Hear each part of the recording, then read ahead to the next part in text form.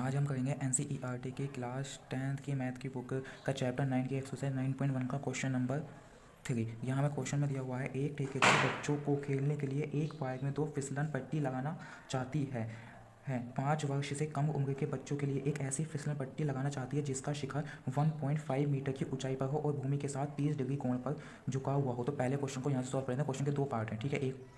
एक पहला पार्ट हम यहाँ सॉल्व करते हैं। 5 वर्ष से कम उम्र के बच्चों के लिए 5 वर्ष से कम उम्र की एक ऐसी फिसलन पट्टी लगाएं जिसका शिखर कितना हो, 1.5 मीटर ऊंचा हो। तो यहाँ पर मैंने इसका शिखर मान लिया है 1.5 मीटर ऊंचा। तो ये शिखर आ गया 1.5 मीटर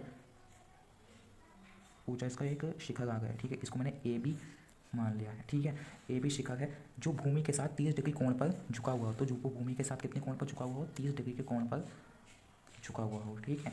हमें यहाँ निकालनी है फिसलन पट्टी की, ठीक है। यहाँ हमें इस फिसलन पट्टी की लंबाई को फाइंड करना। तो यहाँ हम देखेंगे एक ट्रायंगल बन चुका है, ट्रायंगल ABC। तो हम ये लिखेंगे ट्रायंगल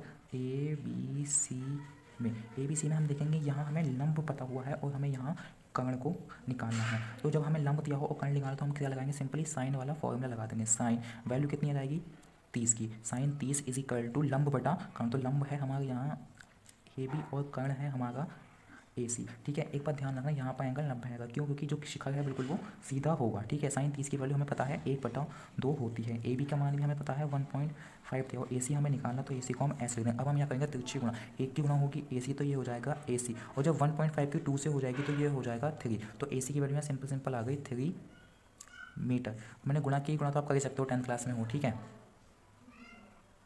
उसके बाद क्वेश्चन में आगे दिया हुआ है, जबकि इससे अधिक उम्र के बच्चों के लिए वह 3 मीटर ऊंचाई पर एक अधिक ढाल की फिसलन पट्टी लगानी चाहती है जो भूमि के साथ 60 डिग्री का कोण बनाती हो। प्रत्येक स्थिति में फिसलन पट्टी की लंबाई क्या होनी चाहिए? तो वो एक और फिसलन पट्टी लगाना चाहती है 5 वर्ष से अधिक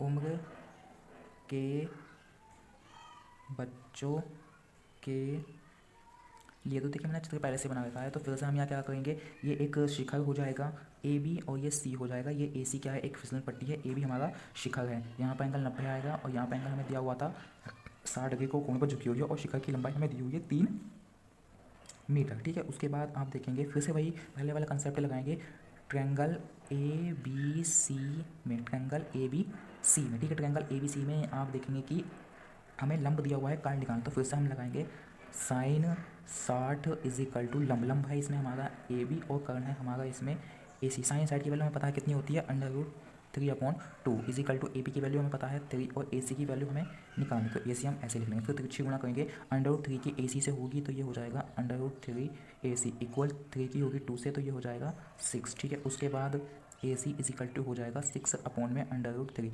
ठीक है। उसके बाद मैंने आपको बताया था कि नीचे अंडर में कोई वैल्यू नहीं आनी चाहिए। तो इस √3 को हटाने के लिए हमें √3 से ऊपर भी गुणा करनी पड़ेगी और √3 से नीचे भी गुणा करनी होगी। तो AC इज इक्वल टू ये हो जाएगा 6 की होगी √3 से, तो 6/√3 और √3 की √3 से होगी तो ये बन जाएगा 3 से 3 कैंसिल हो गया एक बार और 3 से 6 कैंसिल हो गया 2 बार। तो यहाँ पर AC की वैल्यू आ गई 2/√3, ठीक है, ठीक है। उसके बाद ये जो फिसलन पट्टी बनेगी इसकी लंबाई कितनी होनी चाहिए, 2/√3 मीटर। यहाँ पर हमारा क्वेश्चन हो चुका है कंप्लीट।